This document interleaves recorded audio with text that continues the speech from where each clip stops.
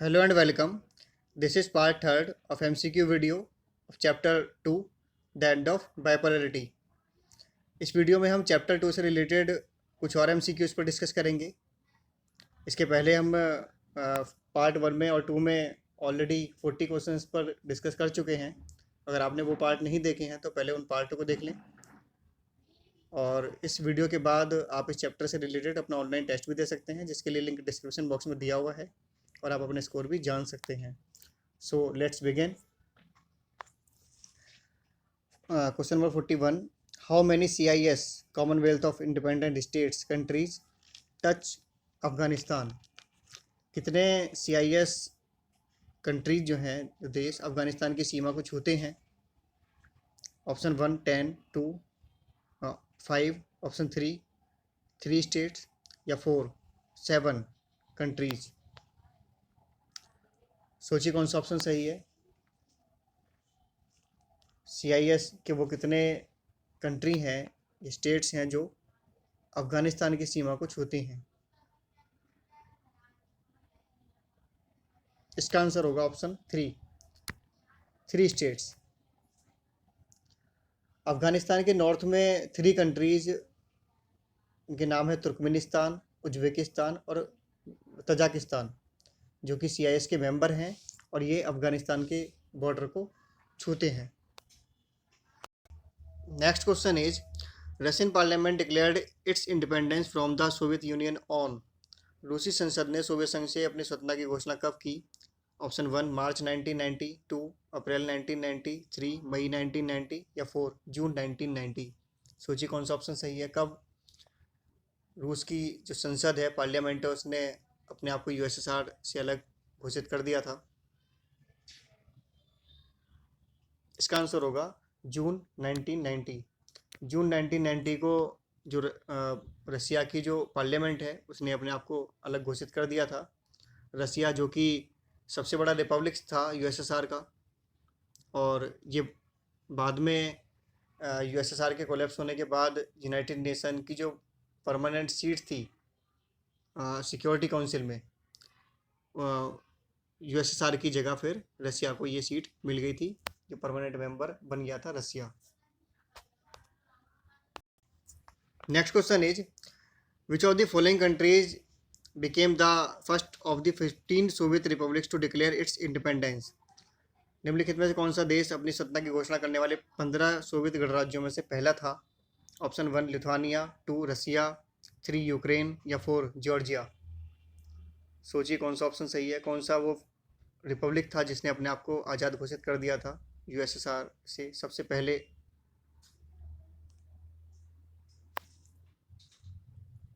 इसका आंसर होगा 1 Lithuania. Lithuania जो कि 3 बाल्टिक स्टेट्स में था।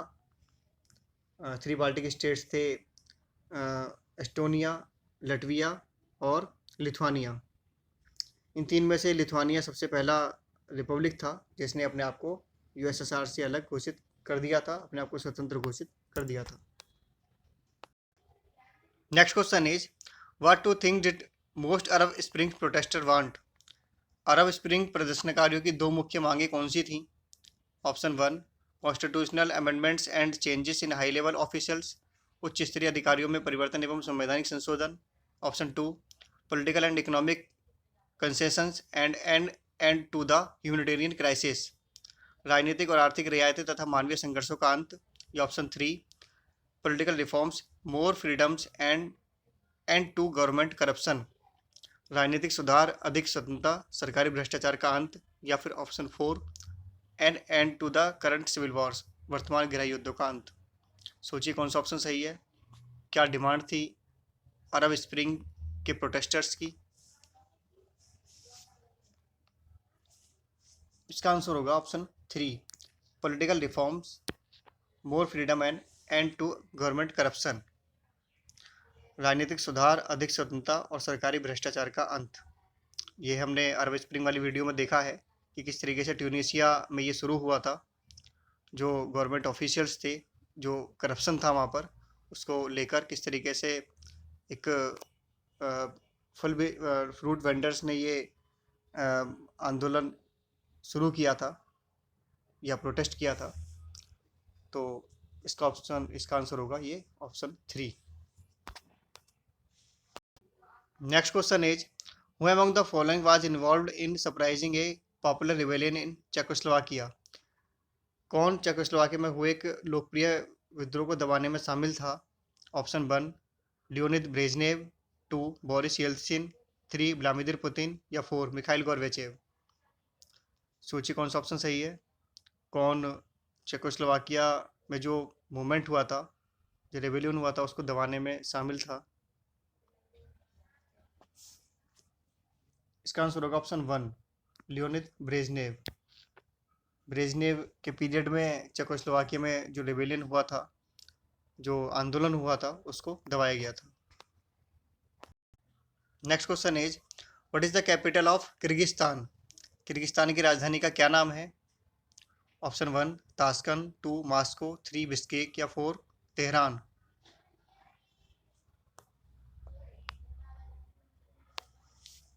इसका आंसर होगा ऑप्शन 3 बिश्केक, जो कि किर्गिस्तान की कैपिटल है, की राजधानी है।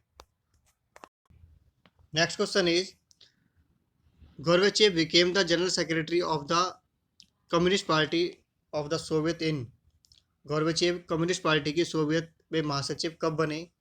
ऑप्शन 1 1985, 2 1986, 3 1990 या 4 1991। सोचिए कौन सा ऑप्शन सही है। इसका आंसर होगा 1985। 10 मार्च 1985 को ये कम्युनिस्ट पार्टी के जनरल सेक्रेटरी बने थे, जो कि 24 अगस्त 1991 तक की पावर में रहे थे। Next question is the ideology of socialism influenced the. कौन सी क्रांति थी जो समाजवादी विचारधारा से प्रभावित थी? ऑप्शन 1 अमेरिकन रिवॉल्यूशन, अमेरिकी क्रांति, 2 रशियन रेवोल्यूशन, रूसी क्रांति, 3 फ्रेंच रेवोल्यूशन, फ्रेंच क्रांति या 4 आयरिश रेवोल्यूशन, आयरिश क्रांति। सोचिए कौन सा ऑप्शन सही है। कौन सा रेवोल्यूशन, कौन सी क्रांति थी जो सोशलिज्म से इन्फ्लुएंस थी, उससे प्रभावित थी? इसका आंसर होगा ऑप्शन 2 रशियन रेवोल्यूशन, रूसी क्रांति, जो कि समाजवादी विचारधारा से प्रभावित थी। 1917 में ये लेनिन के द्वारा की गई थी। ये मार्क्सवादी विचारधारा जो थी, साम्यवादी या समाजवादी विचारधारा से ये प्रभावित थी। Next question is the Arab spring was. Arab spring था option 1 a wave of pro democracy protest in MENA in 2010-11। 2010-11 में मीना में लोकतंत्र के समर्थकों द्वारा विरोध की एक लहर। Option 2 a protest in Tunisia to overthrow their authoritarian leaders. Tunisia में हुआ सत्तावादी नेताओं को उखाड़ फेंकने का विरोध। Option 3 an attempt by Syrian to start a civil war. सीरियाई लोगों के द्वारा गृहयुद्ध शुरू करने का एक प्रयास। या option 4 when leaders in Algeria, Jordan, Morocco and Oman offered a variety of concession in order to head off protest movements in their countries। जब अल्जीरियाई, जॉर्डन, मोरक्को और ओमान के नेताओं ने अपने देश में विरोधी आंदोलनों को बंद कराने के लिए कई तरीके की रियायतें दी। सोचिए कौन सा ऑप्शन सही है। ये हमने अरब स्प्रिंग वाली वीडियो में हमने डिस्कस किया है अच्छे से।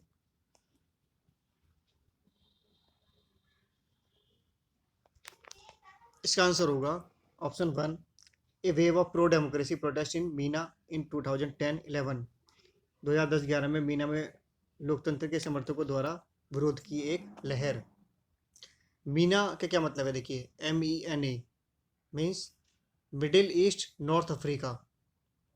इसमें जो कंट्रियां शामिल हैं वो कंट्रियां हैं Algeria, Egypt, Iran, Iraq, Israel, Jordan, Kuwait, Lebanon, Libya, Morocco, Qatar, Saudi Arabia, Syria, Tunisia, UAE, Yemen, ये सभी कंट्रियां इसमें शामिल हैं।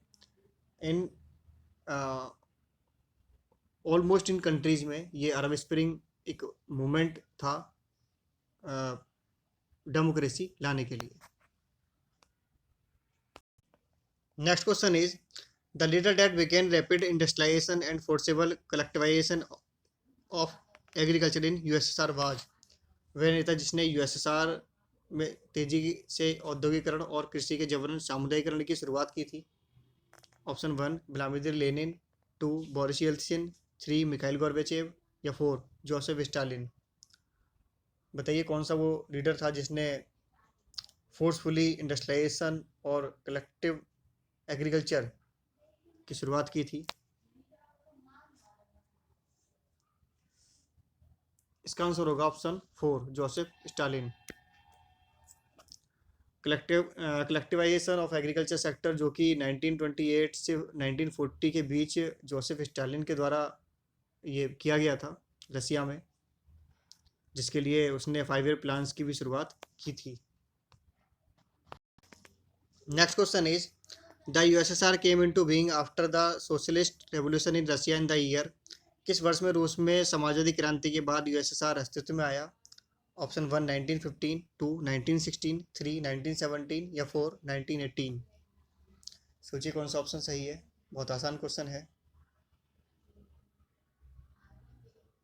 इसका आंसर होगा ऑप्शन 3 1917।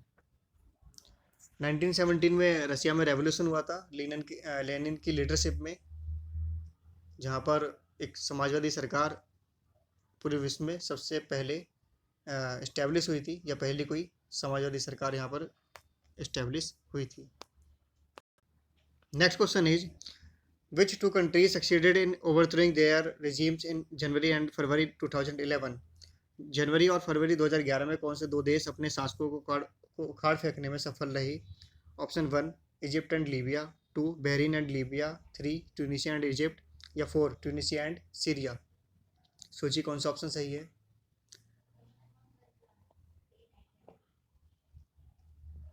इसका आंसर होगा ऑप्शन 3 ट्यूनीशिया एंड इजिप्ट। ये हमने अरब स्प्रिंग वाली वीडियो में डिस्कस किया है कि किस तरीके से जो एक लंबे समय से जो डिक्टेटर जो तानाशाह वहाँ पर पावर में बैठे हुए थे, उनको जो मूवमेंट वहाँ पर चले अरब स्प्रिंग में इन कंट्रीज़ में, तो उसके थ्रू इन रूलर्स को उखाड़ फेंका गया पावर से और डेमोक्रेसी लाने का जो है प्रोसेस यहाँ पर ये चला। Next question is which among the following is not an outcome of the disintegration of the USSR. निम्नलिखित में से कौन सा कारक यूएसएसआर के विघटन का परिणाम नहीं है? Option 1 end of the ideological war between the USA and USSR, USA और यूएसएसआर के बीच वैचारिक युद्ध का अंत। ऑप्शन 2 बर्थ ऑफ सीआईएस का जन्म। 3 change in the balance of power in the world order, विश्व व्यवस्था में सत्ता संतुलन का बदलाव। या option 4 crisis in the middle east, मध्य पूर्व में संकट। सोचिए कौन सा ऑप्शन सही है। इसका आंसर होगा option 4 crisis in the middle east, मध्य पूर्व में संकट।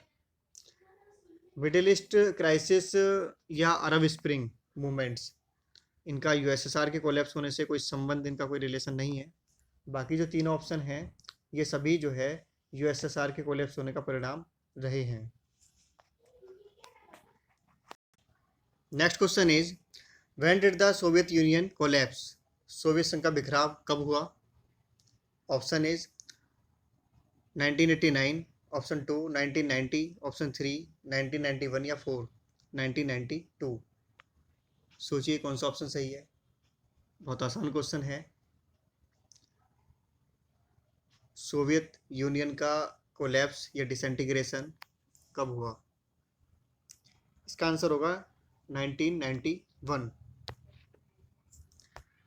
26 दिसंबर 1991 को यूएसएसआर डिसइंटीग्रेट हो गया था, यूएसएसआर कोलैप्स हो गया था। Next question is the correct statement regarding Boris Yeltsin. Boris Yeltsin के संबंध में निम्न में से कौन सा कथन सत्य है?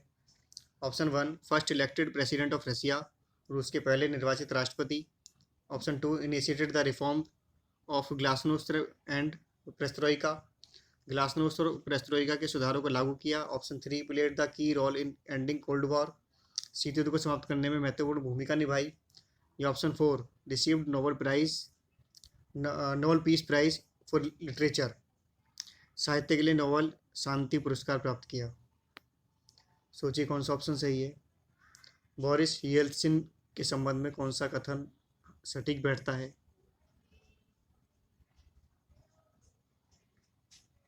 इसका आंसर होगा option 1, first elected president of Russia, रूस के पहले निर्वाचित राष्ट्रपति। बाकी सभी जो तीनों ऑप्शन हैं ये सब इन सब का क्रेडिट मिखाइल गोर्बाचेव को जाता है। Next question is which event was the original catalyst for all other Arab spring protest? अन्य सभी अरब स्प्रिंग आंदोलनों के लिए वे कौन सी घटना थी जिसने मूल उत्प्रेरक का काम किया? Option 1, A group called the Muslim brotherhood won elections in Egypt and the newly elected president appointed a former military officer as his defense minister. Muslim brotherhood नामक एक समूह जिसने मिस्र में चुनाव जीता एवं नवनिर्वाचित राष्ट्रपति ने एक पूर्व सैन्य अधिकारी को अपना रक्षा मंत्री नियुक्त किया। Option 2, Al Sisi lead a coup to remove the elected president from office taking over the presidency himself. Al Sisi ने निर्वाचित राष्ट्रपति को हटाने के लिए तख्ता पलट का नेतृत्व किया और खुद राष्ट्रपति पद की कमान संभाली। या option 3, fighting broke out between a number of faction including Houthi rebels and fighters link to the terrorist group al Qaeda. कई गुटों के बीच की लड़ाई जिसमें होती विद्रोही और आतंकवादी समूह अल कायदा से जुड़े लड़ाके शामिल थे। ये ऑप्शन 4, मोहम्मद बouazizi burned himself alive to protest his treatment by local officials।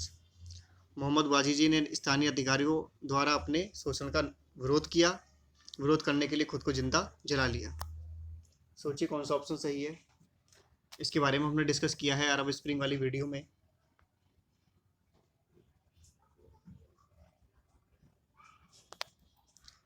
इसका आंसर होगा ऑप्शन 4।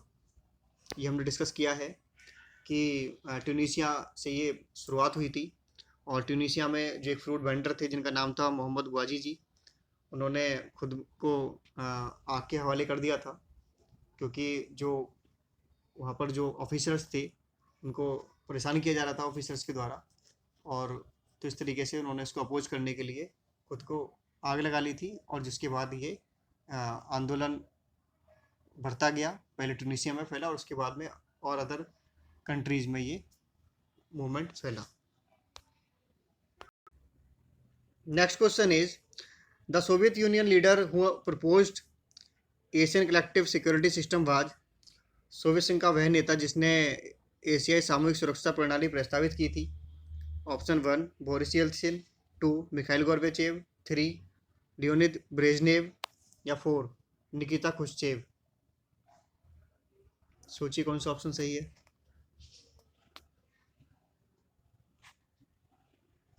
इसका आंसर होगा ऑप्शन 3, लियोनिद ब्रेजनेव।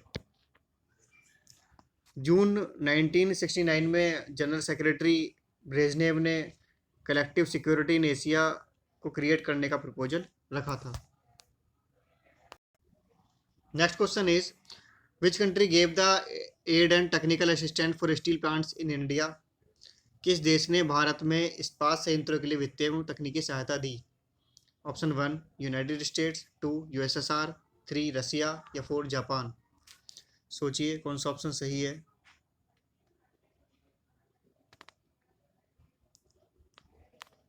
इसका आंसर होगा ऑप्शन 2, यूएसएसआर, सोवियत संघ।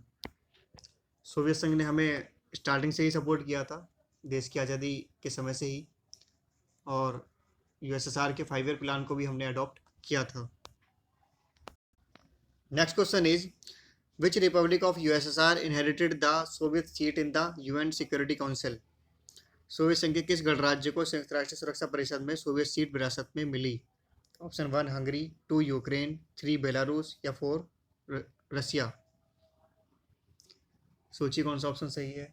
बहुत आसान क्वेश्चन है, पहले भी हमने डिस्कस किया है इस पर। इसका आंसर होगा रसिया, रूस। रसिया जो कि सबसे बड़ा रिपब्लिक था यूएसएसआर का, इसे जो यूएसएसआर की जो परमानेंट सीट थी यूनाइटेड नेशन की सिक्योरिटी काउंसिल में, वो सीट अब रसिया को मिली थी। Next question is who propose the perestroika and glasnost. Perestroika और ग्लासनोस्ट को लागू करने वाले नेता कौन थे? Option 1 Mikhail Gorbachev, 2 Yuri Andropov, 3 Andrei Gromyko या 4 जनरल जारुजेलिस्की। सोचिए कौन सा ऑप्शन सही है। किसने पेरेस्ट्रोइका और ग्लासनोस्ट को लागू किया था? इसका आंसर होगा ऑप्शन 1 मिखाइल गोर्बाचेव। ये सब हमने डिस्कस किया है, बहुत आसान क्वेश्चन था ये।